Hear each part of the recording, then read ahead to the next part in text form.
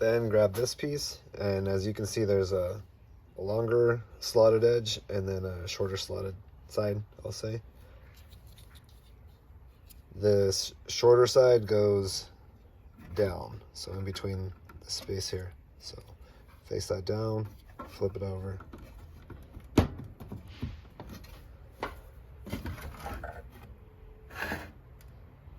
Next, take your check valve and screw that in hand tight.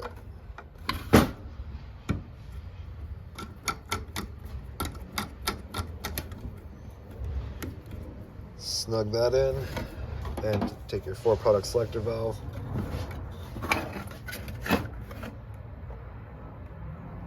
And you can see there's a little piece here that needs to mate up in that. And then you also need to pinch these in.